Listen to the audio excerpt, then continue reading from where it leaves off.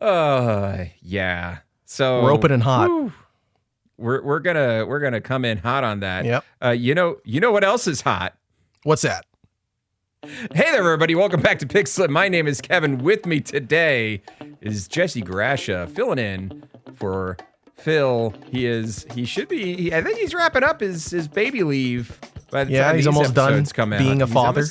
He's almost done. Yeah, he's put in a good couple months, and I think he checks out until 18 now. I think Right, nice. But then he just kicks the kid out, so it's okay. You gotta love America, eh?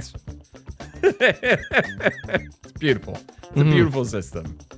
But yeah, Jesse, how you doing? How's things going up in Canada land? I'm doing well. It's cold. It's currently, we're recording this in January, beginning of the new year. Happy New Year, by the way.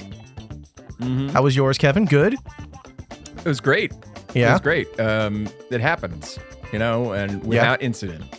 And then we're in a new one. It's the 31st, and then it is the 1st.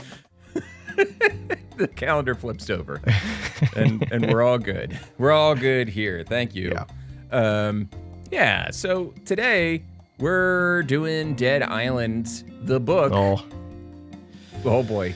Based on Dead Island, the video game, and here's the thing. Have you played the video game, by the way? I have. You've played the video game, right? Yeah. Not all the way through. Maybe the first quarter. Not all the way through.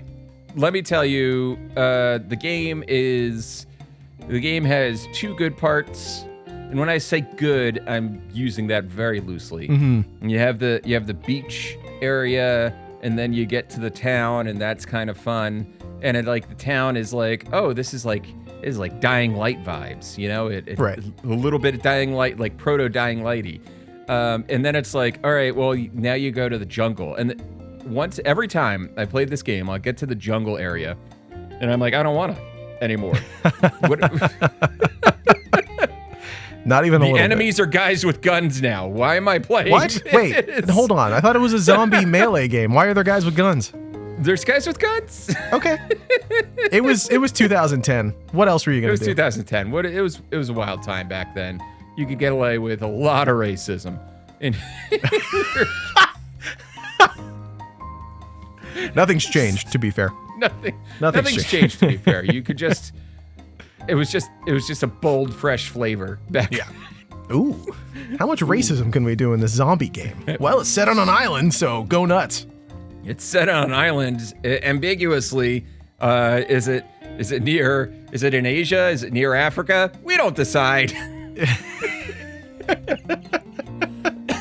Everybody's dark-skinned. Yep, We're not going to differentiate. But we will name... I can't wait to talk. There's so many things about that, what you just said in this book, that I cannot wait to talk about. This book is awful. It's so frustrating in its impossibility to talk about anything, period. Just to talk about anything. So the book was written by a gentleman by the name of Mark Morris. He's English. He was born, just from his Wikipedia page, he was born in Bolsover, Derbyshire, but now he lives in Tadcaster, North Yorkshire. So you could really... Bolsover, Derbyshire. Are you kidding me? That's a real place? That sounds like where every horse spawns from. Like, what? So he's written a bunch of books. He did a ton of Doctor Who novelizations. Okay. He's done a bunch of horror. He's done, outside of Doctor Who, he's done a few novelizations for, oh boy, I do want to read this. So he's done the Dead Island one in 2011. In 2017, he did the novelization for The Great Wall. Is that that was the movie where somehow Matt Damon is the main character. Oh, that one. Set in China. Oh, boy. Yeah. Knowing how this guy wrote Dead Island, I can't imagine how he talks about the people who live in the place where that movie takes place. Yeah. Yeah, so, we're just going to kind of get right into it and put the body in the marsh. We're going to put this body in the marsh because we got a lot of... I can already tell. I mean, I got thoughts, and I know Jesse came loaded for bear. Oh, buddy, I got so we're gonna double cocked. I'm ready to go. Don't laugh! This ain't reality TV! We're going to talk about the first 7 chapters in this bad boy and kind of go from there. But before we get into chapter 1, we got a prologue in which a witch doctor is holding a ceremony with a woman, and she's screaming about how it's murder and all that, and she's locking her into a tomb, and also there's zombie, spelled Z-O-M-B-I, which is the, that is, I don't know where he's getting that spelling from. Is it the Italian movie, or is it Haitian Creole, or am I giving him too much credit that he actually put any research into it? Or did he guess the Wii U zombie game that Ubisoft was going to make in advance? Like, he just saw it coming. Yeah, Zombie U was his, which, by the way, fascinating take on a zombie game, but we'll get to that later, or not at all. So they take, so the woman is in the tomb, and then they take the zombies over to another area. Yes. And they cut off all their heads, and they line them up pretty particularly. And then the witch doctor scoops the brains out of one of the zombies and feeds it to a little boy. Yeah. And that's the prologue. Look, I know you have to set up a zombie story and like establish the rules and like the origins of stuff. Sometimes, usually they wait until like the end of season 2 to do that, or like, a couple books in or something. Got to get this out of the way, I suppose. You have to get the audience to care about the concept of this. What a weird way to do the zombie origin story. I get that we're on an island and there's like a bit of sort of Haitian voodoo stuff going on. Maybe he like overemphasized the opening song that Sam B sings of like, "Who do you voodoo, bitch?" and was like, we got to go all in on this. But man, this is a weird way to start this story, especially considering where we go right after this. We're going right after it into chapter 1. Yeah. Where a guy in a mohawk sexually harasses a flight attendant in order to get a drink from her. Right off the bat. A black man, who we find out shortly is Sam B of Who Do You Voodoo, intervenes and calms the situation down. We find out Sam B is a rapper, but only had one mega hit back in the 90s titled Who Do You Voodoo Bitch? And Sam talks about the price of fame and how the weight of doing anything afterwards was too much for him. The Mohawk guy is a former football player, Logan Carter. He's a former first-round draft pick, and he had to retire, though, as, boom, another character pops up. According to the book, she's hella beautiful, and she points out the reason Logan had to retire from football is because he killed somebody. And he's like, it was an accident, though, according to the judge at the trial. And the woman who is beautiful is, she introduces herself as Perna, and she used to be a cop. Logan, we find out, killed a girl in a drag race. She was the passenger in his car when he lost control and hit a wall and shattered his knee. Womp womp. Before they get much... Poor Logan, man. Hey, how's he going to play football anymore? He's probably, of the two people in that situation, he did the worst there. Let's be honest. I mean, how could you... He did worse there. Yeah. Dead or broken kneecap. Yeah, really? Come on. Broken knee. Pretty rough. It's Logan. He's like, and I feel like, I mean, I know the name Logan is from the game, I believe, but God, every Logan in this era of media is just a terrible person. You got Logan from Gilmore Girls. You got Logan from Veronica Mars. You got Logan from Dead Island. What's up with Logan's? Logan's just no good. Yeah. Before they can get much deeper into their sad backstories, though, the captain interrupts and says the plane is landing. And Sam starts thinking about how anxious he is about his gig at Banoi, the best resort in the area. And Perna points out through the window that there's a high-security prison nearby. So, why not? Off to a good start. Why not? That's how you do it on islands. You put the resort right next to the high-security maximum prison. You know, totally, completely reasonable. Not even a big distance. Yeah. Yeah, two sides of the same coin. Yeah. Resorts and prisons, you know? Super safe. Also, I didn't touch on it much, but the way that they do the interactions on the plane, embarrassing. There's like multiple paragraphs spent where they're just Logan is just harassing the stewardess constantly. Yeah. I sexually harassing. Harasses. Yeah. I summed that up in like 3 words. It's paragraphs. Yeah. Like so much time is spent highlighting how he's sexually harassing the stewardess. I'm like, I can't believe that this is the character we're establishing. I have to spend 300 pages caring about this guy and his poor broken knee. Yeah. Yeah. And it's like, I get this vibe that this guy as a Whitey McWhiteface author is he writes Sam B as if the man couldn't possibly have a single fault and he's already well beyond his character development as a person. Yeah. Like he understands, like, I made all the mistakes already and I've already learned about it. And because he is so afraid of being racist and writing a black character with faults, and yet he has the rest of the book surrounding Sam B. Like, you're totally right. He has written him like his arc is complete and he's just here to be the most model minority he could possibly write. And then and then because of that, he wraps back in on himself. He's trying so hard to not be racist that he's actually just being racist.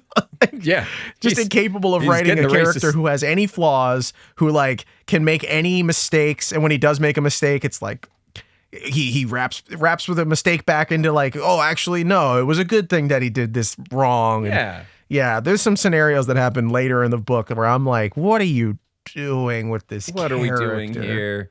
Why is the guy who got popular off singing "Who Do You Voodoo Bitch" having this conversation? Like, so exhausting.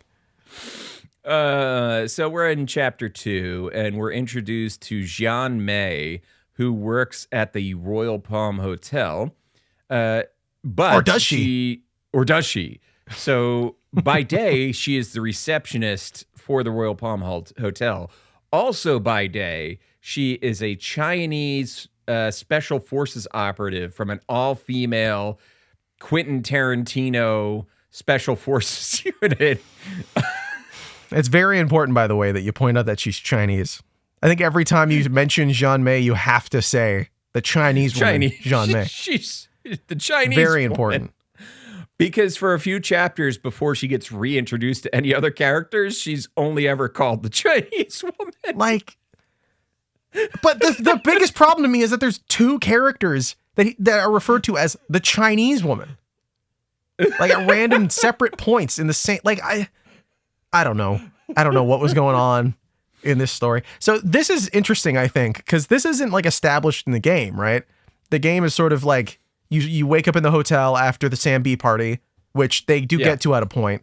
So all of this is Mark just writing backstories for these characters that ultimately you don't really need, but I guess we do to like get to the parts of the story he's trying to get to. And it makes the game, which is mostly just a hokey B story, feel a little more involved. What do you think about these? Do you think they match up with the game much at all? I mean, no.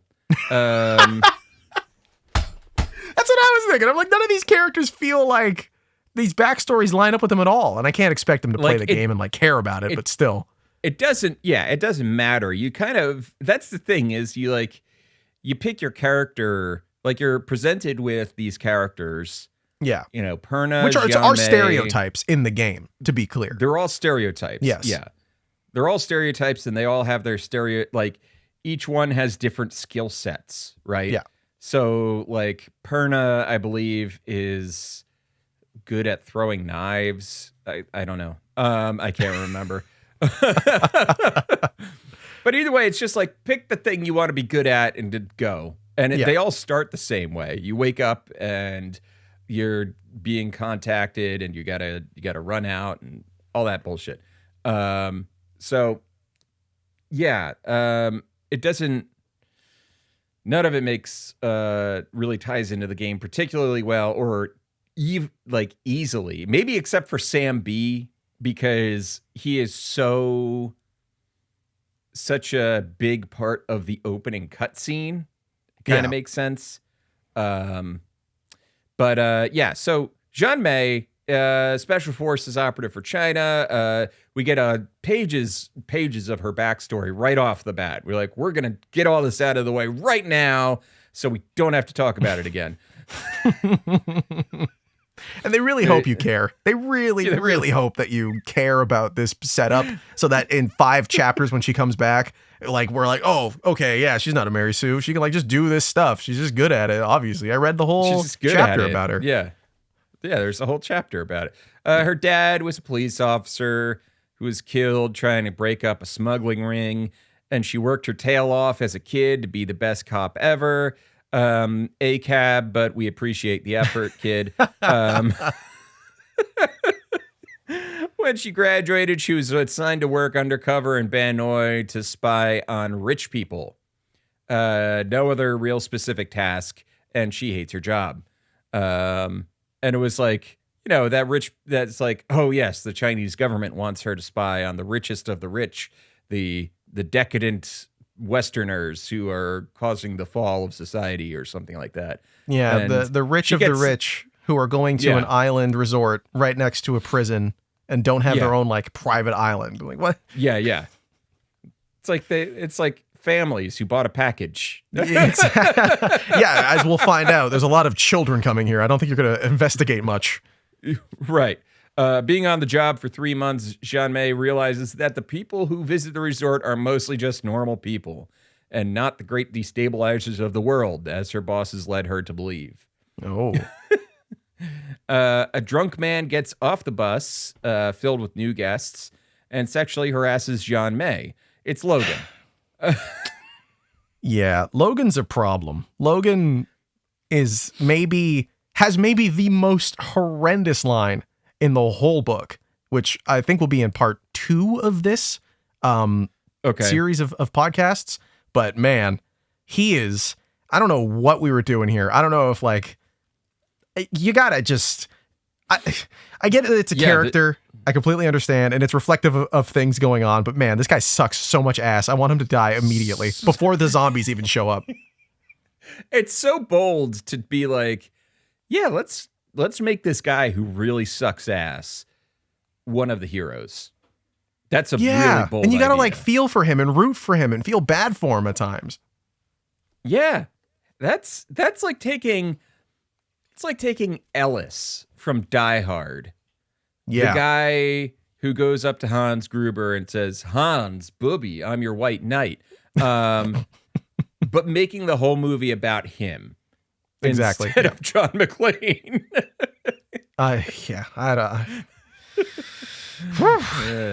It's exhausting. Yeah.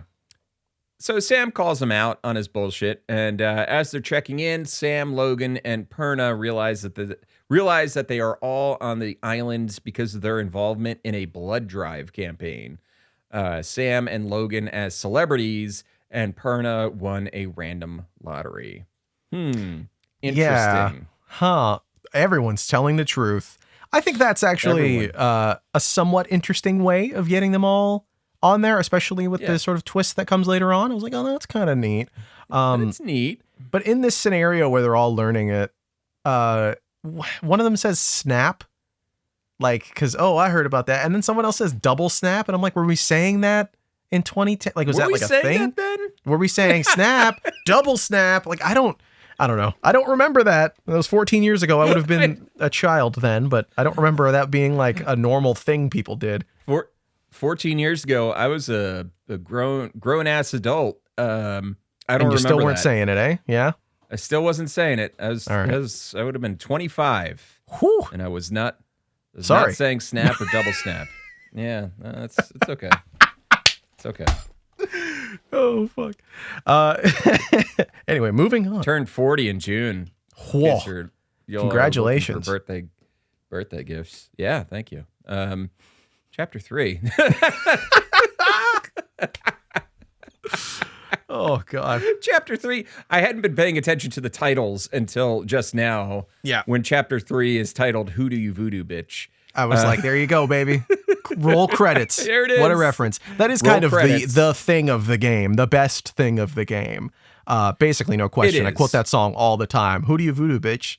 Stand up. Sam B Yeah. got the thing that go bump in the night. Like it's a classic, and it's so I think it's really It is. interesting because I love Techland's games. I played Dying Light 1, which they made after they broke off, and Dying Light 2 as well.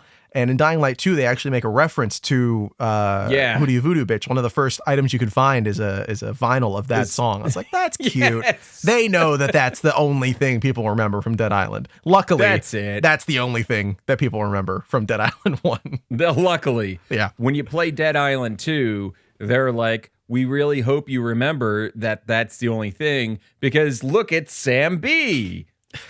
Like Sam right B is away, in it. he's the first thing you see. He's like your mentor. That's really funny. He's just a rapper. He's not like some zombie slaying, or well, maybe he is, I guess, after this story. Maybe he is. Yeah. He breaks down like, yeah, you're immune like me, blah, blah, blah. That's how God. I survived. Oh boy, video games. Video games, huh? Logan is in his hotel room enjoying the view and taking drugs. Then he goes down to the bar and he starts drinking and lamenting the fact that there are no single ladies around. He then goes out on the town and just wanders around, getting even more fucked up, and has some misogynistic lines about not being able to catch any women. Sure. Sure. Then he goes to Sam B's show at the ballroom of the hotel, and it's packed. Logan is very drunk, though, and he pushes his way through the crowd and tries to get Sam's attention. But Sam is performing and not looking at the drunk man in the front row. And so Logan then curses him out because he wanted to be graced by Sam's gaze. And then he angrily goes back into the crowd. I think my theory is Logan kind of likes Sam. Like Likes a him, little bit more him. than A little bit more. Yeah. Yeah. I think that's, I'm adding that into my reading of this book. It's the direction it has to go. It makes perfect sense. He's constantly looking for validation from him. He wants his attention all the time. Yeah, you know what? That makes the reading a lot more interesting. I like that. It does. He runs into Perna and has some racist things to say about hip hop before he hits on Perna. Yep. Yep. And then Perna knees him in the balls. When he And gets a finally, little that's too the handsy. one good Finally. thing that happens to Logan for the whole story. Yeah. Yeah. Well, soon he gets that's more true. comeuppance in a little You're bit. right. You're right. Perna knees him in the balls. He is stumbling around now and has to throw up, and he runs into the first bathroom he sees and vomits in the sink. And I think it's at this moment where he's having like clarity in his head of like, you're terrible. You're just the worst person in the world. Blah, blah, blah. And then he turns around and he sees like two women, one woman kneeling over another. And it's Jean May. And she's trying to care for a woman who seems like she's having a seizure. And he's like, what's going on? And then the woman sits up with a snarl and bites John May's hand. And John and Logan run out of the bathroom and they bar the door. And she's like, all right, I'm going to go get help. Logan holds the door and May gets the security. And Logan, as soon as security gets there, Logan bolts back to his room, doesn't even look back, doesn't care. He's out of there. Yeah. That's chapter 3. It's all Logan all the time, unfortunately. Yep. Spending pages and pages reading about just the worst guy you can imagine, and thinking, wow, 250 more pages I got to read of this guy, at least. I cannot wait to learn more about Logan and his fun escapades. You really start thinking about like page economy, and you're thinking like, all right, we're 3 chapters in, and 3 out of the 3 chapters, Logan has said or done something terrible. Yeah, absolutely horrendous. Absolutely horrendous. Like, people have been canceled on Twitter for less. Way less. What Logan is. And like, you're right about the page economy thing, because I'm looking at the little bar on the Kindle app, and it's like, you're at 7% at this point. I'm like, I'm only at 7%? Wait, we're just about at the start of the game, and I already hate most of the people in this. Like, this better turn around. This better turn around fast. Turn this ship around, goddammit. Chapter 4, titled Unknown Number. Perna wakes up in her room. It's 4 a.m. and she hears someone screaming outside. And she looks out down her balcony down to the street, and she sees someone being chased by something. So she runs into her room, and she calls downstairs on her phone, room phone, but the phone lines are all dead. She gets dressed to go help. But when she gets out of the hallway, there is a bellboy, but he's acting zombily. Logan then steps out of the hallway, still half drunk, I presume, asking what the fuck is going on, when the bellboy attacks him and starts, like, eating his shoulder. Yeah, they jump straight to the zombies just eating people stuff, eh? There's no, like, build up. There's no sort of, like, obvious zombie storytelling stuff that you do in advance. Like, they don't do any news reports of, like, sick people or, like, a scene where someone's being pulled out on a gurney. There's none of that setup stuff. They just immediately, people are being eaten, and they only just got here. Which is so, like, I don't know, we spent 3 chapters just doing setup for these characters, and then there just is a zombie outbreak. And there's no, like, lead up to it, or, all right, sure, all right, whatever. We're flipping the switch. So Perna fights the bellboy off with a fire extinguisher, and she keeps whacking him in the face with it. And every time she hits him in the face, she's like, that would have killed a normal person. Why isn't he going down? I'm going to keep doing it. And then she decides to, like, just take the fire extinguisher and shoot the foam in the zombie's face, which causes him to back off a little bit. And she drags Logan back into her room, puts him on her bed, and Logan says something like, I knew I was going to get into your bed. And then he dies instantly, right after. You never have to hear from him again. In the better version. In the better version of this, he just, like, he just got, like, bit lightly on the shoulder, but then his head fucking explodes. Yeah, it was really cool. That version of the book that I read, really cool. I enjoyed that one. Eyeballs on the ceiling.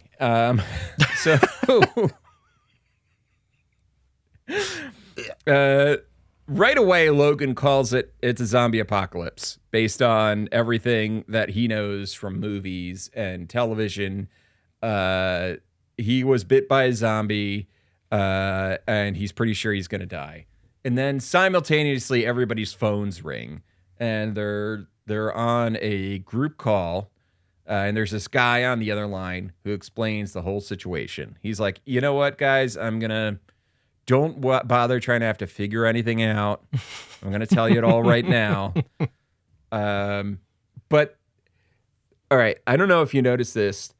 The guy keeps on talking about how he doesn't have enough time to explain everything, but spends 3/4 of the call explaining how he doesn't have enough time to explain anything. It's like a gag from like an Austin Powers movie.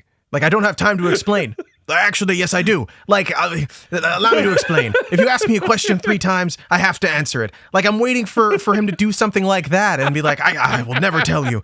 But no, you're right. Like, He's like, if anything I say could be cut off at any moment, this is imperative that we don't waste our time. Anyway, I'm going to explain to you why I don't have time to waste. Because if we waste time, bad things are going to happen. It's like, shut up. Just keep talking over Logan. He's an idiot. Stop just taking him seriously. Thing. Yeah. Oh my God. I was so aggravated with that whole scenario. I'm like, just talk over them. Who cares? Oh, God. Yeah. It was great. So anyway, the bullet points are there's an outbreak. They prefer to call them reanimated dead and not zombies. The island is closed off, and he wants Sam, Logan, and Perna to get to the lobby where someone will help them. So that's there it is. We're in Dead Island now. We're Dead Island. We're Dead Islanding. Yeah, baby. Title card. Chapter 5, titled Cinemoy. The bellboy's gone from the hallway, and Perna and Logan knock on Sam's door. Sam is holding a weapon that he's made out of twisting all of the coat hangers together. I couldn't even visualize what they were trying to describe. But it's fine. Okay. That's good. But it fits with the theme of Dead Island, right? Where you're like making makeshift weapons, I guess. Making makeshift weapons. I'm trying to like give some degree of credit to parts of this. Because there's like bits and pieces where there's decent observations of the video game and games in general throughout this. If you try really, really hard to be really nice about it. Be really nice about it. That was the one thing I think throughout the whole story where they're like, yeah, makeshift weapon. That's like Dead Island a little bit, right? Yeah. Sure. I like it. It's a makeshift weapon. It's a giant. Yeah. They say it's like a giant egg beater, kind of. I just don't. I can't. I can with the see it in my head. I get it. Yeah. I get it. Sam B, you're gonna hoodoo you egg beat, bitch. Oh man, there. Put that on a t-shirt. Maybe they're like straightening out the hangers. Like maybe they're like pulling them at lengthwise and then connecting all the hooks together to make an egg beater. Maybe. Yeah. I don't know. I wouldn't find that to be a particularly good weapon. No, it doesn't seem like it would be. It feels like a hand would stop it. Yeah. You know, it feel like. Or like it would get caught in their zombie bits. Like you would just stab them in the GI tract, and you just be walking around with small intestines on your egg beater. Who wants to lick it? It's like you can't lick it. It's got raw intestines. Dude, no, but we can because we're immune. We're immune to the virus. So now I'll make a t-shirt with a egg beater that is anthropomorphized to look like Sam B, and it'll say who do you egg beat, bitch? Who do you egg beat? Good merch. Store.pixelit.com. Head there now. Is this also the chapter where we learn that they're not just immune, but how they became immune? I think, let's see, not yet. It's chapter 6 where we kind of figure that out. So they decide to take the stairs instead of the elevator, and on the way, Logan makes his racist thoughts clear on rap. He expands on those thoughts. Yeah. And Sam educates him about rap is about caring too much about things. And that's why we're always angry. And I was like, okay. Yeah, that's certainly an interpretation from someone who doesn't know anything about rap music. Maybe has listened to one Tupac song ever in their life, and it's not even the good ones. It's not even like, I don't know. Maybe they heard one Coolio song and they were like, yeah, that's it. He could rip off some Mom Spaghetti, you know. Well, I love Eminem. I mean, you know, he's the one good rapper. Don't ask me why. He's really classy. I really like Macklemore. Like that's what the author. That's the vibe I'm getting from this guy. Oh, so Logan then complains because Logan is always fucking complaining that he doesn't have his pills, and Perna tells him to shut the fuck up. Finding painkillers and antidepressants isn't that hard. Yeah. And he's like, but you didn't know. And she's like, I took a guess. You seem like the kind of guy. You give me seem like the kind you of give me guy. a perk vibe, you know? Mixing that perk with alcohol, it seems about right. I'm surprised he didn't make a codeine joke. Didn't make like a lean joke. Sam's like, "Do you want some purple drink?" He didn't make a joke like that or anything here. I feel everything else is just being set up for that to just it's sitting in my brain. For the Slizzerp. Were you? The Slizzer. You're the best. You're the best. Thank you. So good. They get down to the 6th floor, and a door opens, and a woman comes through, and she's surprised to see them. But before she can say anything, she's ripped to shreds by a 5-year-old zombie girl who is wearing My Little Pony pajamas. She just this little girl just absolutely just chunks everywhere, flying everywhere. So, zombie children. The first trailer for this game. Do you remember that trailer that came out? I do. Yeah, that was a people were very really poignant hyped trailer. They were hyped for this game after that trailer, and then the game came out. I mean, it was probably the biggest lie in video game marketing at that point in time. It was this beautifully produced trailer, the kind of thing you would expect to see for The Last of Us. Right. Was this before The Last of Us? No, right? That's a good question. I can't remember. If it is, then that's really Us. cool. If it's not, then that's really funny. This predates The Last of Us. That's really cool that they did essentially a Last of Us style trailer before The Last of Us. Because that trailer, I think, I remember watching someone from Rooster Teeth, I think, was talking. They'd just become a father and they watched the trailer and they're like crying about it. And that was probably the best marketing they could have possibly asked for, was grown men crying over that trailer. So for that to be what we see and then the game to be what it was very funny. But I think in this book in particular, the fact that there's so many zombie children is really weird and like kind of feels gross to read. Not in a way that's like, oh, that's the realities of horror. It's kind of like, why are we in such detail describing murdering children? Like, what is this book doing? We're going to get into some kid murder. Yeah. Yeah. So this girl just rips the shit out of the woman. We don't know if there's any relationship between them. Doesn't matter. The girl kills the woman. And then Perna has her weapon, which is a leg of a chair, and she just beats the kid's head into a bloody pulp, basically until there's nothing left. Ugh. They have a moment of catching their breath, and Sam B, I think, says something like, it's okay if you're not okay. And Perna's like, fuck you.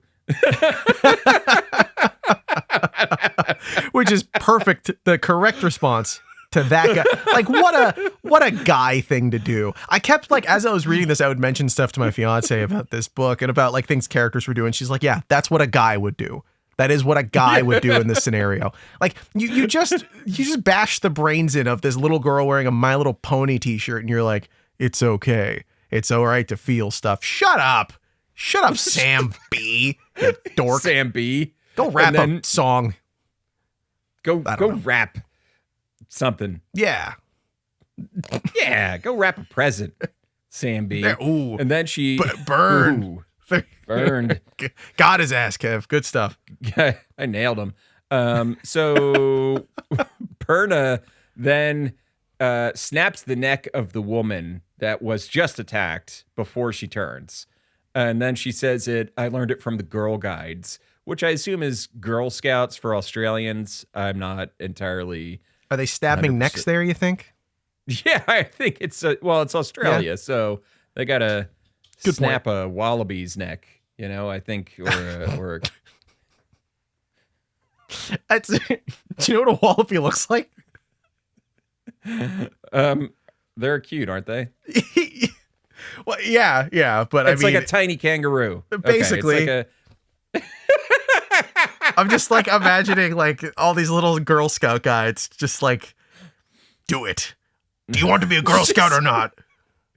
They just have to hang it like this little troop of Girl Scouts hanging out in the bush, and there's like a little wallaby in the field, and it's like, all right, if you want your patch, you got to go snap that neck.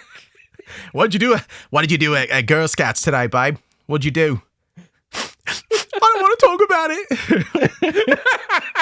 I got my wallaby patch. It's just a wallaby, just like one tear going down its face, but its neck is 90 degrees. Like just. Do you want me to iron that on your suit, dear? You want me to put that on? Please, Mum. Apologies to all Australians, everyone. Oh no! Oh no! It's okay, dear. Don't be too sad. You can go play Ocarina of Time after this. Don't worry. We're just talking about Kat from Pixel a Day. She's sorry. We'll bring her back on one of these days just to ask her about the wallaby patch. They continue on. They continue on, and here's something down below them. And Logan, we cut to inside of Logan's mind, and he's reminded of a time when he was at football camp, and he was a teenager, and there was a bear clawing at their tent, and it was a bear cub, and they all just like said, "Ah," and the bear cub ran away. But then the next day, he told everyone that it was a grizzly that he scared away. So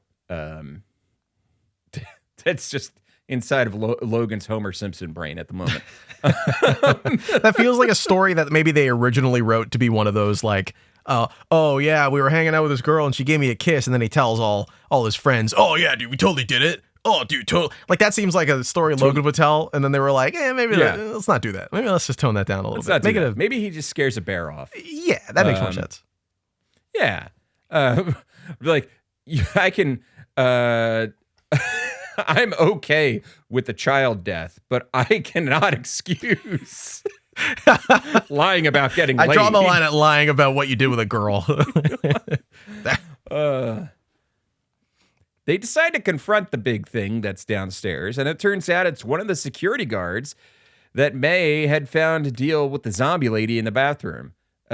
Sam fights it with his metal pokey dealy, and it gets really gory in this section because every time he pokes at it, it's not actually killing the zombie, but it is making a mess. Mm-hmm. It's just like, yeah, there's a lot of like detailed descriptions of gore and viscera and shattering bones and crunchy cartilage throughout this whole book, which I think goes to what I was saying earlier about how they kind of try to do what the game does in terms of like describing the action of what you're doing. Sure. But it kind of feels like they were given a page target and they were like, I don't know, just fill it up with murdering things. And what does that look and sound and feel like? Because God, does that stuff get boring really fast. Holy crap. When it's like, when you get a scene like this in a book and it happens like one really specific time, it stands out. Yeah. In this book, it happens like every few pages. There is just a really long-winded description of, it's like if you played Mortal Kombat and the only way on every punch you got the X-ray shot. That is so accurate. Oh my goodness, that is exactly what it's like. Yeah, it's like if you were playing Dead Island and every single hit was the Sniper Elite nut shot zoom in X-ray thing.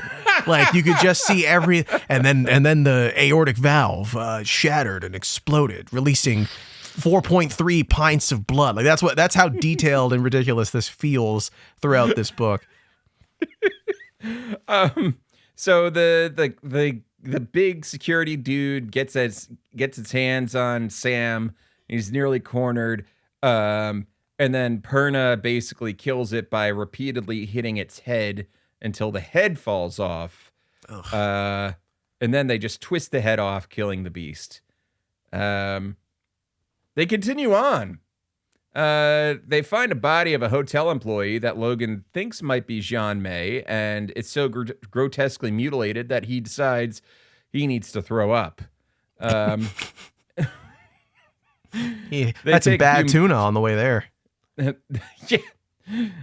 They take a few pages to describe him feeling sick, and then they continue on until they find the two people who are not sick, Sinamoy and Jean May. Logan is excited to see her, but she doesn't really express much in the way of emotion. You know, those aloof Asians. Yep. That's the so way stoic they're and So you know, stoic. straightforward with their thoughts. You get, Yeah. two great representations here. Stoic, very proud, family strong woman, and then Sinamoy. Sinamoy. Who speaks? Boy. Who's described as like, he's like 25 and he has dark skin and he speaks in broken English. Yep. And I was like, I don't remember this. I know the name Sinamoy from the game. I have to go back and check. So I go on YouTube. I was like, Sinamoy scenes, Dead Island. Sinamoy in the game is a middle-aged Maori man from New Zealand who speaks perfect English. Yeah, so they've created a stereotypical character here for no reason. Just to write some broken English. There's a perfectly acceptable version of a character in the game. They must have known that already, because everything else here is pretty on point for the most part, including the stuff they've added on. And then, yeah, we just get like a lot of broken English from this character who acts as like the NPC quest giver for the next little bit of the story. Yeah, he just has a little exclamation point above his head. Yeah. And you just got to exhaust all his broken dialogue. Yep. You have to keep you're like spamming A, and maybe that's what it is. It's not broken English. They're just spamming the A button so much. It's like they're just skipping the dialogue too exactly. fast. Yes. That maybe that's what it is. I'm trying to throw this guy a bone, all right? Yeah.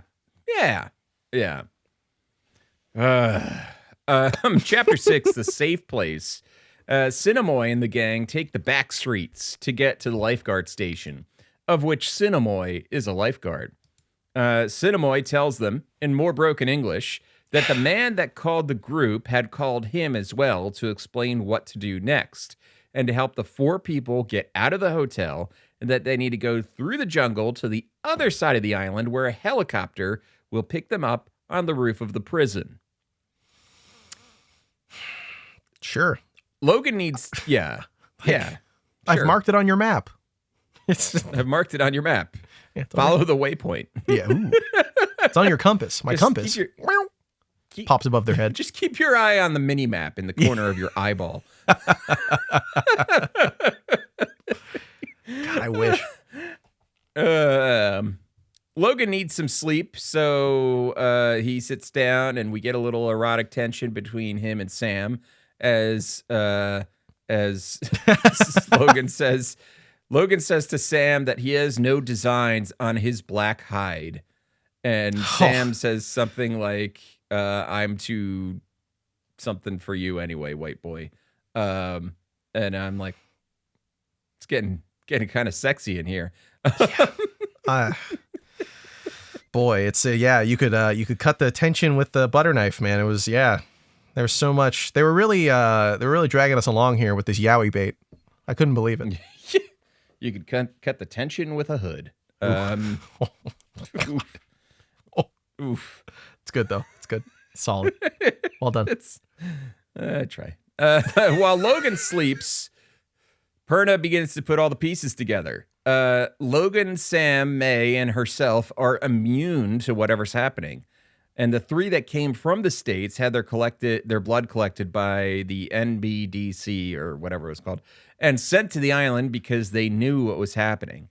And then May says it had to be intentional, that this is a bioweapons test, and they are there to see how good their immunity is. And they don't know which side of this their helper is on, the person on the phone. And then Perna like is like, "Hey, what's your deal? Because you're not a receptionist." And May is like, "Is it that obvious? I'm a special forces operative that was in the Quentin Tarantino Chinese all-female Chinese special forces."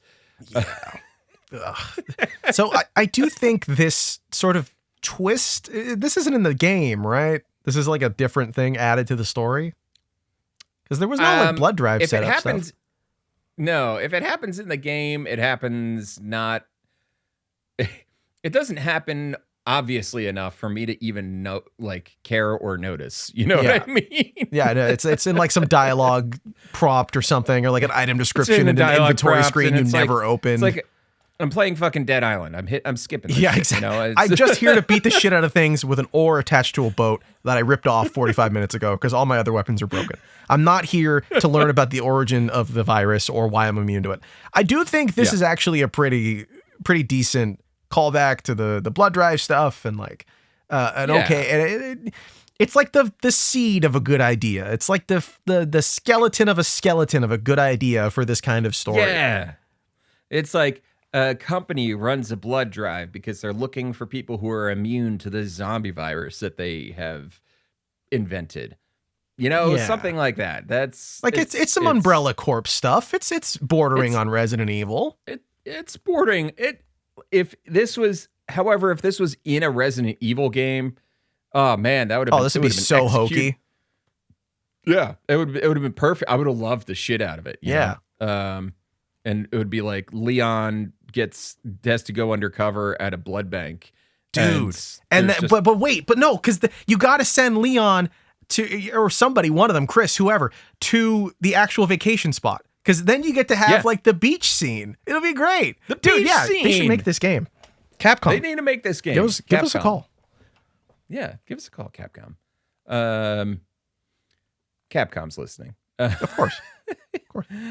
So she tells Perna her backstory. Then Perna's like, yeah, my backstory is I'm a former cop for the Sydney Police Department, and she got kicked off the force after a rough case in which a man that she arrested for molesting young children ended up with his charges dropped because he could afford a fancy lawyer. And then Perna followed him home one night and executed him, just shot him in the face. The other cops covered for her, but she had to leave the force. Like, that was the most wild swing. This book really feels like it has, like, it's written with this level of confidence that is not deserved of a Dead Island novelization, where it's talking about stuff where it's like, dude, this game is about drop kicking zombies into a pool. Like, why are we talking about the molestation cases and like extrajudicial killings? Like, what is going on? And like, this is the origin story for it. Like, I don't know, whatever your position is on that stuff, you go ahead and you have, but like, no, I get Jesus, like, it's still like, what are we doing? This is not this kind of story. And the dialogue between the characters swings wildly between this kind of stuff and like references to movies or like this sort of ridiculous B-movie plot conversation stuff where they're like, are you sure? Yeah, babe, you couldn't handle me, that kind of stuff. Like, and like, what are we doing? It's like the book like got caught in between. It's like the trailer for Dead Island, the game, and Dead Island, the game, both went into the teleporter from The Fly. Yes. I was just going to say, yeah, they Jeff Goldblumed into this disgusting mutation. And that's this book. Yes. Bang on. Bang on. It's just this tonal mismatch. You're like, all right, well, yeah, it's like the trailer, but it's also like the game. And somehow it makes a bridge between the two that is just unsavory. Yeah, they should have never built that bridge. They should have left that alone. It's bad. Left that alone. Yeah. But, you know, people were dying for a book about a novelization of Dead Island. So they were literally begging for it. We're like, I want to know more about Perna. Give me Perna. Yeah.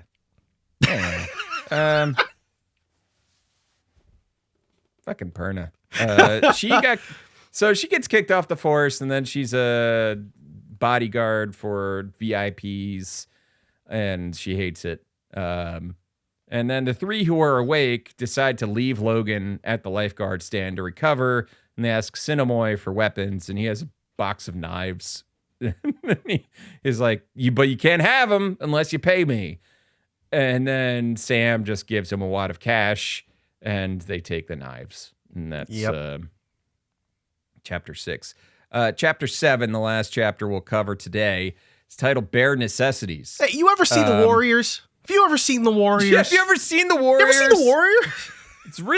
It's really fucking weird. Really poignant, man. Anyway. You ever play the PS2, The Warriors game? You ever play that? Perna, Sam B? Sam B is basically doing the Chris Farley bit where he's interviewing somebody famous, and it's this old SNL bit where it was just like Chris Farley would be sitting there and like Paul McCartney would be on SNL, and Chris Farley would be sitting next to him, and he would be like, "Hey Paul, do you remember that time that you were in the Beatles?" Paul McCartney would go, "Yes, Chris," and Chris Farley would go, "That was amazing." That's this conversation between Sam B and Perna right now, where Sam B they're just walking down the street, and Sam B is like, "You ever watch The Warriors?" And Perna's like, "I guess." And Sam B's like, "Yeah, it was weird. I watched it when I was a kid. It was like weird, and they had face paint on and roller skates, and they're just going around New York, and it was so weird." Anyway, this situation right now is like The Warriors. Okay. Thanks, man. You remember 45 minutes ago where I was telling you the detailed story of how I had to kill a child molester? You don't remember that? You don't remember that? You think The Warriors is what we're following up with? All right, sure, man. Whatever. She really could have hit Sam with a cool story, bro. She really. It was 2011 or whatever, right? 2010. Yeah. Yeah, he could have hit him with a cool story, bro, and that would have just ended his life. Yeah. Because he set himself up so hard for that. Oh, totally. So they're walking down the road talking about the Warriors when suddenly a naked woman starts running at them, and she is topless, and her little boobies are shaking around. Jesus. Yeah. And this is noted in the book, by the way. I'm not making this up. That's noted. She has little breasts. And they are shaking around. Swinging around. Yeah. They're shaking around. One of them is. The other one's been ripped off. Oh, yeah, right. That's right. Yeah. That's right. Oh. Sam shoots a flare gun into her open mouth. And then he tries to behead her, but misses and chops halfway into her face, spraying blood on him. She grabs his ankle, and then May cuts off her arm, and Sam finally chops the head off. These guys are not efficient at killing zombies. No, they're very bad at it. These things, they're very bad at it. I thought May was supposed to be some special forces badass, but they're like, May is like some special forces person. Perna is a cop. And we're like, we're going to let Sam handle this. Yeah, one. Sam B, he can be one of the main characters of this story. He's kind of the heart of the story when you think about it. So it's better if he's not killing, you know? He can't be good at it. He's too nice. He's too nice. He's too sweet. He's just a sweetie. Sweet little Sam.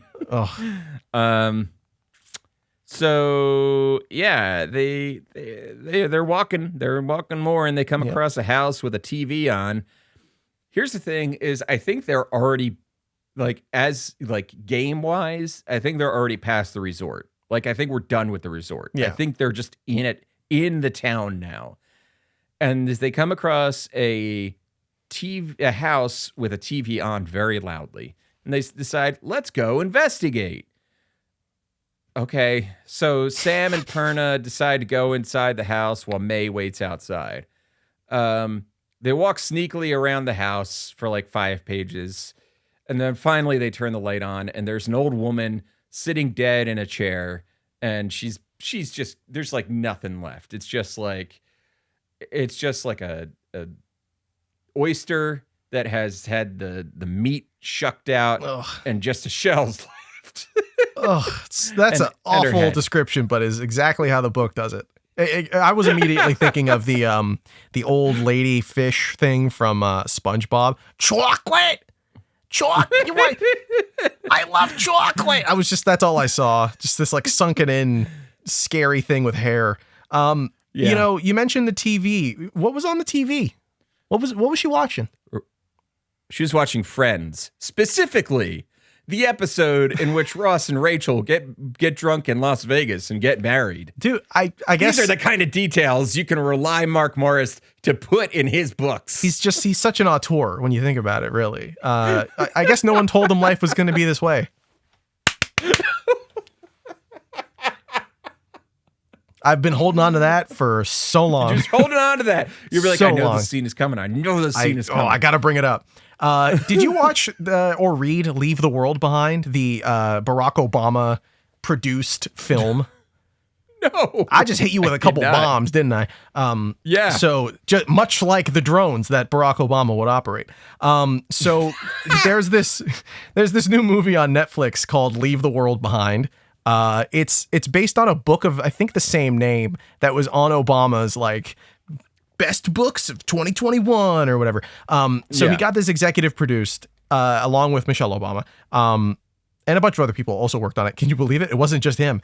Despite what the people on the internet who are nuts would say, it's Obama's movies. Yeah, he made it. It's actually a message about the future, man. So it's this movie that's starring Ethan Hawke and who's the opposite? Mahershala Ali's in it. It's got this stacked cast for no reason. I think I saw the reviews are terrible for it. Was that? Yeah, it's not a great movie. It's got I thought it was kind of fun for the most part. Julia Roberts, he's opposite. Ethan Hawke is opposite. So it's a movie about the end of the world happening in a way that feels sort of different from the rest of the end of the world stories. Like it's not like the Russians invade or like there's nukes or like a chemical warfare thing. It's sort of like an espionage story happening outside of the world of the narrative. It's about a family who is on vacation and another family shows up and is trying to hide from what is happening in the home together. And they're just sort of like existing while outside of that, the world is ending. And the reason I bring the story up is because the main thing of that movie is one of the main things is that the daughter of the family that Ethan Hawke has is really into Friends. She's trying to watch Friends. Like the whole movie, she's constantly figuring out how to finish watching Friends. And all I can think is like, what? Why are end of the world things so obsessed with Friends? What is it about it that's so funny? I don't understand. Like, what is it? Just because Friends is like a cultural touchstone? Is it like I don't get it. Yeah. You like to just have it on while things are going bad outside? You want it. You want something familiar. You want to spend time with your friends. You know, right? It's a comfort show, right? While the world is ending, it's a comfort. I mean, show, they have that line in the opening of like, "I'll be there for you," when the rain starts to pour. In this case, it's bloody rain. So it's kind of bloody works. rain. It's like poetry. It rhymes. Do you think she died? This woman died while watching Friends, or do you think it's like it's on TNT? Or right? TBS is this like or she was whatever, watching and Judge Judy kind of thing, and then the, like was Friends she watching is just Judge Judy, on? and then Friends came on? Right. Or it's a Friends marathon. At which point, Ross and Rachel get married. Episode number. I gotta satiate this. It's season 5, episode 23 and 24. All right, so there's 2 episodes that cover this. Friends season 5 episodes. Let's see here. So if we're saying she was probably towards the end of season 5 when it happened. Okay, so this is when Joey he gets his first lead role in a movie. Yeah, and I'm not a lot of interest. I'm trying to. It doesn't sound like it ties in with the story at all. No, it doesn't. So why be so specific? Why be so specific? Like I thought maybe like the ending line would be, "We really are on a dead island, aren't we, Ross?" Like that, but That's the only way I could see that needing to be mentioned. That like they have to know what episode of Friends you died watching, Yeah. or that these people are seeing on the TV. Like, And then Chandler says, "Could I be any more dead?" Sorry, Matthew Perry would have really appreciated that joke. I'm pretty sure. could I be any more? Oh, that's good. Oh, God. I Rest in peace. think I would like to think, rest in peace, Matthew Perry. I'd like to think he would have appreciated that.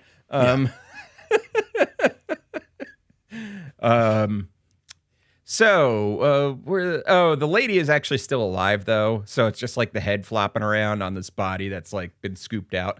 And so Perna kills the woman with several whacks of the crowbar and calls it a mercy killing. And Perna just thinks about how she would just feel bad if the woman just couldn't get up and go out there and satiate her hunger. And, you know, sitting there day after day, watching Friends. Living the life. Just living the Living the dream. life. She should have died and they saw like a Wilford Brimley commercial or something. Like, go all out, right? It was like Why just not? then Wilford Brimley appeared on the TV asking if diabetes. you've checked your diabetes. Do you have you know your glaucoma levels? Are you checking them? Check your check your blood sugar. Check it often. Or give me one of the catheter cowboys or something, right? She was definitely a Fox News viewer. She had to have been. She's resorting on an island. She just lives there. Come on. What else do you watch while you're doing that kind of thing? Come on. Yeah, Hannity. Yep. To Oh, be boy. honest. Well, no, back then Yeah. it would have been O'Reilly, right? Oh, probably Bill O'Reilly. Yeah. So Maybe they it's better that continue she's on. dead. Maybe it's Maybe it's better that she's dead. She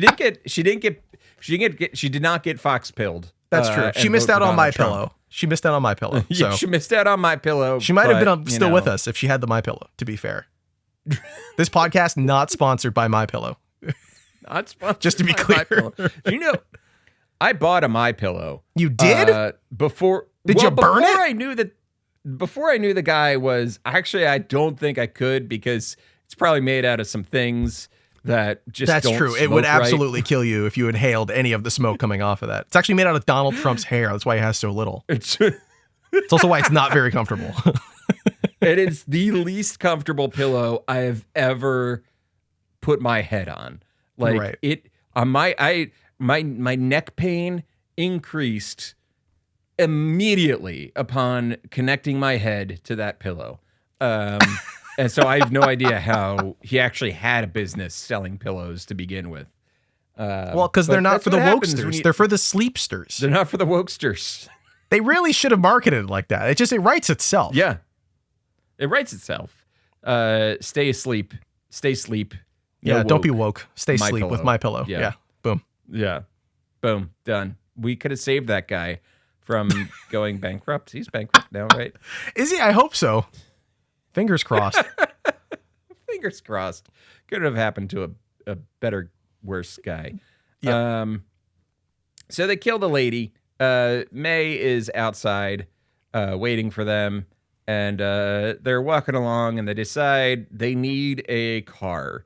And the kind of car that they need is a delivery truck because it needs to have room for supplies, but also be nimble enough to get around. Right. And, you know, I get it. So they go to the surf shop that they see because there's a delivery truck parked outside of the Wave Your Worries Goodbye surf shop. And they're going towards it. And they notice two zombies out on the street that aren't paying attention to them. And I wrote foreshadowing. No, it's not foreshadowing. They do pay attention to them in the next paragraph. There's a lot of that. There's a lot of just a thing, and you're like, oh, is that something? And then you keep reading, and yeah, literally 2 words later, it's like, actually, don't worry, none of that mattered. None of that matters. You thought I was going to build tension? No. No, I'm no, gonna no. let that tension out right away. Yeah. The girl, it's a guy and a girl. The girl sees them right away and starts running after them. Sam shoots another flare. This time it's less effective, and fights her off with his machete. May, meanwhile, is having trouble with the zombie guy, And then Sam helps her while Perna is trying to get into the surf shop.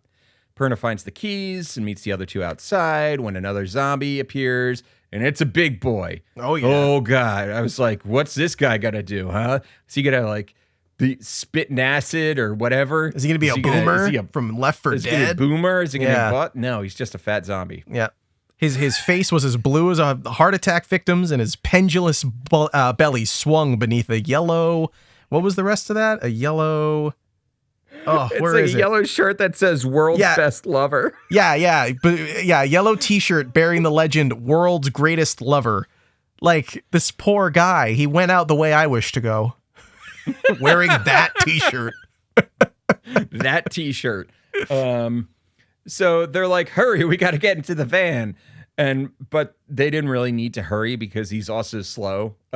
He's a big guy. What do you want him to do? He's a big guy. They get in the van, and the fat zombie is unable to catch up. And as they pull away, Sam body shames the poor dead man. That's right, he does. That's right. You could lose a couple pounds, fatty, or whatever he says, right? Something like that. Something like that. Like, why? Why? He's dead. He's already dead. Stop killing him. He's already dead. Poor guy. Like, he's not controlling the zombie form. He's just dead. Maybe he's just bloated. He was a fit guy in the past. Who's to say? Give him a break. Who's to say? You don't know why somebody has gained weight. Sam B, I thought you were better than that, Sam B. Come on. Anyway, they need gas, so they have to turn the car around. And they clip the fat zombie, knock him over. He turtles for a little bit, and gets back up. Help me. Life alert's going off. There are more zombies, including, as Sam points out, a really hot one. Oh yeah, right. There's a lot of stuff in this chapter and forward where there's just like they're commenting on the zombies. Like, what are we doing? This. Listen, wood. Yeah, hear me out, guys. Hear me out. Look at it. Come on. Huh? So okay, she's dead, but she's alive. But I mean, is she? Is she? Is it necrophilia? Are we going to debate the finer points of that? Or are you guys just going to look the other way while I do my business, Sam, what are you doing, buddy? Listen, I'm immune, as Sam says. But Perna's not listening. No, I can't get the zombie STI. It's fine. I can't. Get the zombie. I already got my shot. I'm all good. You got my shot. I got my I got Hep B, Hep C. I'm good. What do I need? Zombie virus. I don't need no zombie virus shot. So it's a hot lady and like a little boy zombie, and Perna decides to run over the little boy who just explodes into a mist. They get to the gas station and fill up the truck when Sam sees a person inside the gas station, 20-something named Jin. She's Chinese. Her dad has been bitten by zombies. Sam offers to go inside to help and follows her in. Her Jin's dad is in rough shape. She's a nurse and has treated him to the best of her abilities. So I don't know why she needed help, because she's a nurse. She didn't even ask Sam if he was like a doctor. Just hopefully. Hopefully. Sam tells her the bad news that her dad is not getting better. She has a bit of a meltdown until her dad tells her that she needs to go with Sam because he knows something bad is going to happen. Sam promises to look after her, and they leave. And that's it for tonight. That's it. So Jesse, what is your 1/3 of the way into this book? We're 1/3 of the way in, and it's like a lot, but not much has happened simultaneously. At this point in the book, I realized I'm reading a play-by-play of the video game. I kind of felt like if you sat down and tried to describe a Let's Play in a really, really poor way and like it was on mute, that's what this story probably would be. It's a lot of, like, up to this point, it's a lot of action being described. It's a lot of plotting. It's a lot of NPC exposition of, like, you know, we can get you more weapons, guns, maybe even explosions. Like, we'll show you a way to do that. Oh, they just got a new side quest. Like, it reads a lot like that in a way that's not particularly compelling.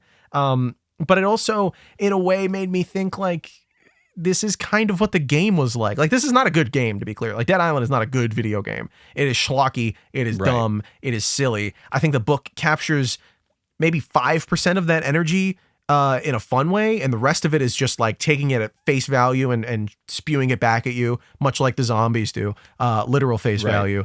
Oh, it tastes so good. And I do not like it. I didn't like it at this point. I was a little on the fence because they did that like twisty, where did the virus come from thing? Who brought us here? I was like, oh, okay, there's like who brought us here? What's going on? There's like a deeper layer of like, what, you know, is this going to deal with that? So I was a little on the fence. This is the point where I was hopping off the fence. By the end of chapter 7, I was like, okay, this is clearly not trying to do anything interesting. What about you, Kev? Are you on the same page? Yeah, we're not fine here. Also, it's like they just, it's like, we're just going to leave Logan here. We're like, no, there's no way that they're just going to leave him there. He's a main character. We're just going to. We spent so much time learning about his stupid backstory. They're not just going to leave him here and never come back to him, unfortunately. Fucking bear thing and the sexual harassments. The sexual harassments have gone down precipitously since he left the party. Yeah. So don't worry, folks. Episode 2, where we start covering the rest of these chapters, the sexual assaults will return. Don't worry. They will return. Don't worry. So, yeah, I'm on the same page. It's kind of, it's rough. Yeah. There's stretches of boring stuff and in between vaguely racist stuff. And in between that, like explicitly racist stuff. Yes. Stuff where it's like, oh, maybe, you know, give him a break. It was 2010. And then like stuff where you're like, no, we knew to not do that then. We knew it was 2010. We could have done a little bit of research. Like the whole, like the prologue with the witch doctor and the voodoo and stuff like that. I'd be like, I don't think there is anything in this scene that is representative of any sort of Haitian voodoo that I have actually heard of. No. Like there's nothing, there's no, like, there's not even any terminology that is used in Haitian voodoo that appears in this scene, but we're supposed to be like, oh, okay. Yeah, it's the voodoo. That's fine. Yeah, that's voodoo, what voodoo is. Yeah, exactly. It's the song. It's the. Of course, what else would they be doing? Yeah, a lot of stuff like that. All right. Well, we talked about the book, and we'll talk about the book more next episode. So, Jesse, I have to ask you one question before we go. What are you playing? Oh, what am I playing?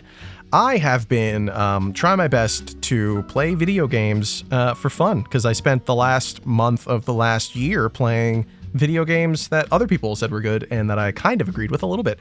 So my thing this year, I've set a goal for myself. Oh, are you talking about for the game of the year podcast yes. for No Clip? Check it out if you haven't already listened. Check it out. Hey, by the way, Baldur's Gate 3 Game of the Year? Really? Not Alan Wake 2? I agree with that. I like Alan that's Wake not me. too. I for whatever reason thought that was going to be yours. That was interesting. Oh no. Yeah, no. I Baldur's Gate 3 really left an impression on me. Nice. I'm a CRPG guy at heart. Yeah. You know, you make it isometric, you make it turn-based, you make me have to use a mouse. You're going to get me. No, I appreciated your guys' list a lot. I thought Amnesia the Bunker did not get enough discussion. I mean, I didn't bring it up in mine, but it was a really cool game. I talked about it endlessly on various Discords, and most people were like, yes, sounds cool. I'm too scared to play it. And I was like, I think like that's the problem. And part of the thing is Amnesia the Bunker. Like there's a lot of horror games that I play that they're not super effective in their scariness for me. But I appreciate the effort. Amnesia the Bunker though, that game scared the shit out of me. I got to go back and play more. I played the opening, and I thought I was really surprised how scary it was. I think you described it perfectly, or the both of you did, about how it feels like is it the Chinese Room that made that game? It is the first one? Frictional. Frictional. Okay.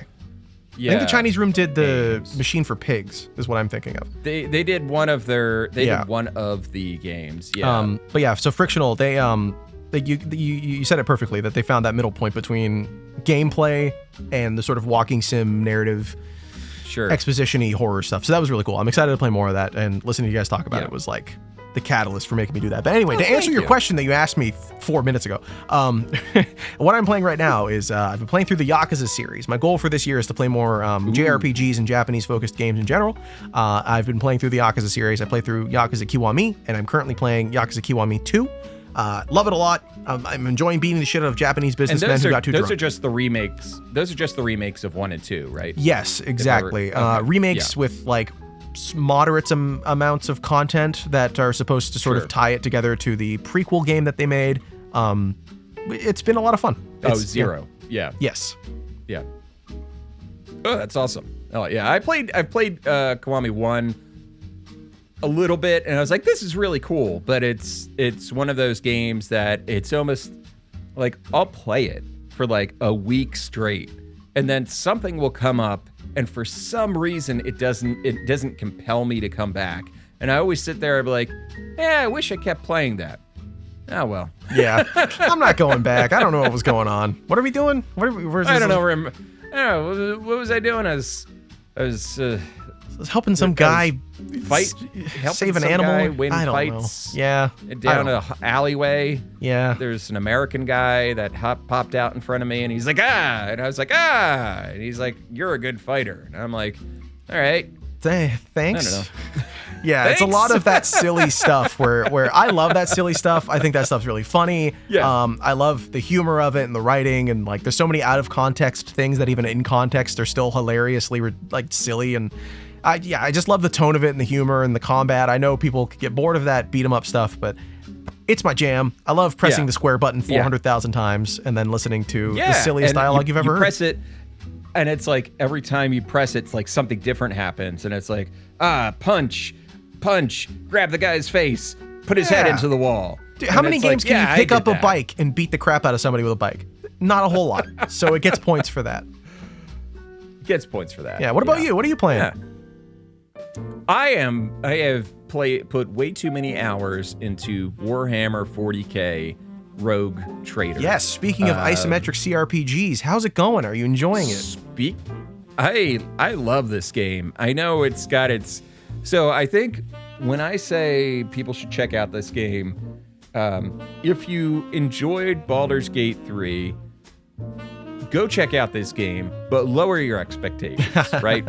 And I kind of get why people were saying with Baldur's Gate 3, like, you got to lower your expectations a little bit from other game devs, right? Because Warhammer 40K Rogue Trader is a game that's as big as Baldur's Gate 3.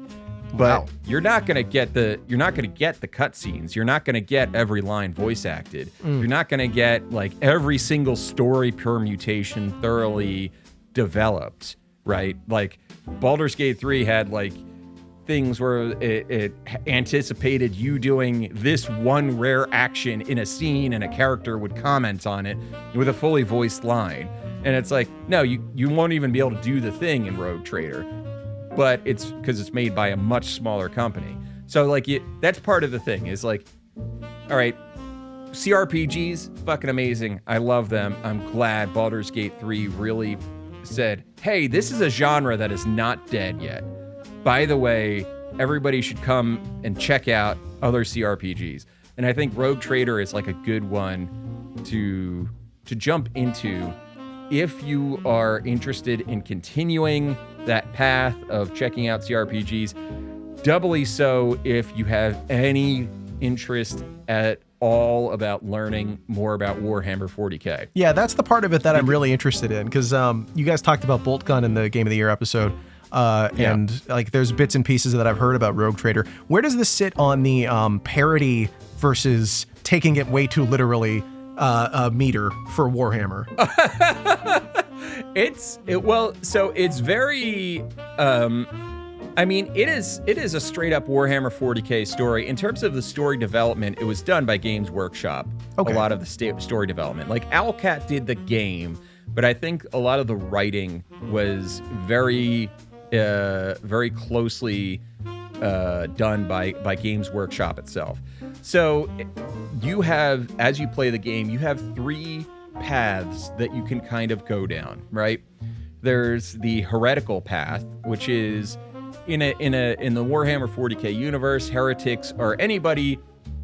You could be somebody who prays to the Chaos Gods, or somebody who is like way too friendly with aliens, with Xenos, right? That's heretical. The other end of that spectrum is dogmatic, which is you could choose to be the full fashy, Warhammer 40K person that you always dreamed of being. You believe in the God Emperor, that he is the best, and you can make all your decisions based on that. Or iconoclastic, which is like threading the needle to be a good person, to try to be a good person in the Warhammer 40K universe. The great thing about Iconoclast is that it is really, the way the universe is set up is the deck is stacked against you to be the good person. Whereas in like a lot of other games where there's being some nice sort of is morality, like you're better off if you're nice. Yeah, you're like, choose the better. Like if you're nice, it in certain instances in Rogue Trader, it will come back to bite you. Because it's just not a good universe to try to be nice in. Right. You can still try to be the best person you can be, though, like going through all that. But sometimes you'll make things more difficult for yourself. And your associates, your companions will be pointing that out all the time. Be like, you being a nice guy actually destroyed this entire planet. Like, it would be like, if you hadn't just so it's like the option is like destroy the planet yourself or let the chaos demons have it. And like just trying to save a few people and not taking the option to destroy it. It's like one of your guys is like, well, great. You condemned billions of people to a life of serving the chaos demons. And now that it's a demon world, we can't destroy it. And you're like, oh. That's okay. That sounds really interesting, actually. Like that the choices aren't exactly morally. It's not even morally gray. It's just kind of like everything sucks. Every option you have is bad. Everything sucks. Try to be as less sucky as possible, I guess. Unless you want to be full on suck and you think that's cool. You want to be full on suck. I mean, all I know about Warhammer is from this guy that I knew in high school who was really into it, and like he had Facebook groups he would share stuff from. I mean, I was on Facebook. I should have known that was a bad idea. But he would share stuff from this group he was a part of where they like bought in to the fashy parts of it, and they were like, oh yeah, hell yeah. So like to hear that actually there's other things going on is interesting to me. I want to get into that world and know more about it. I think you've sold me on Rogue Trader. I think it's worth taking a look at. Like the more you look at you get into Warhammer media, the more it is about a world like everything has gone to shit, and it's like you start to understand why it's a universe where it's like, what if everybody was the bad guy? Like, what if everyone sucked? Like they have one race, they have 2 races that are kind of interesting. If you're talking about like character alignment, right? Yeah. They have 2 races in the universe. There's the Tau, which are representative of like, they're kind of like the socialists of they're like the socialist alien type. And you have the orcs, who their ships and all of their weapons and all that only work because they believe it works. Okay, like this like runs on fairy dust? What do you mean? What? Pretty much, yeah. Okay. They believe this ship will fly, so therefore it flies. There's a trait you can add if you paint something red. If the orcs paint something red, it goes faster. Why? Because red makes it go red faster. means fast. Oh, that's really funny. That's awesome. What? It's like a joke I would write if I was tired. Yeah, as Phil does a great orc voice, but in one of the episodes, I mentioned that he's like, "'Cause red makes it go faster." Oh, that's good. Yeah, so it's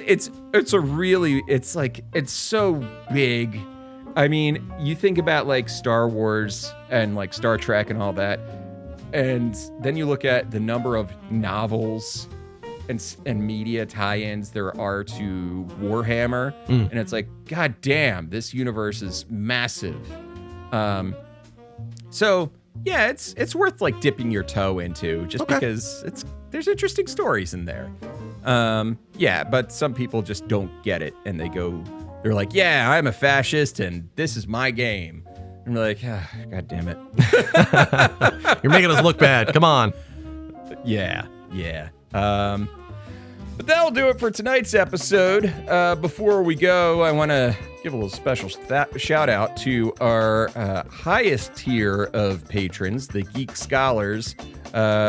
Friendly friend who's been with us the longest. Thank you so much for your patronage. Also want to shout out Ruthless Mutter and Jesus Loves You. Yes, that's right. Jesus Loves You. Oh. Our 3 patrons at the highest level.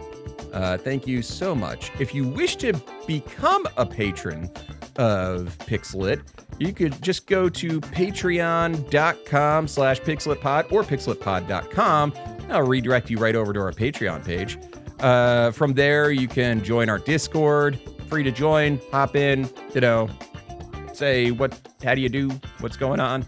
Otherwise, you can follow us on social media, Twitter, on Blue Sky, on Facebook, on etc., on whatnot, and who now, at Pixelit Pod. Just put Pixelit Pod, whatever platform you're on, you'll find us.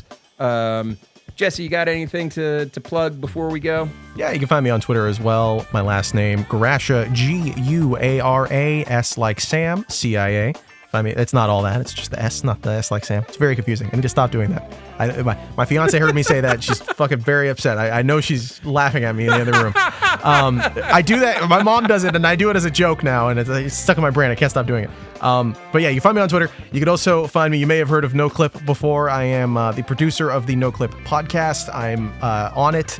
Sometimes you'll hear my voice, my thoughts, and my opinions. You might see my face if you watch us on YouTube. So that's youtube.com/@noclipdocs or doc gameplay or whatever the hell we call it now. I don't know. The YouTube URLs are awful. Or No Clip Podcast. You could just look that up. We're on Spotify, Apple Podcasts. We're on whatever, Libsyn, whatever you want to listen to. While you're done listening to Pixelit, you can check us out if you'd like to do so. And that's me. I love me some game docs and podcasts. That's where I'm at. There we go. Woo! All right. Thank you, Jesse. We'll be back next week with another episode on this fucking book. Have a good night. Have a good night, everybody.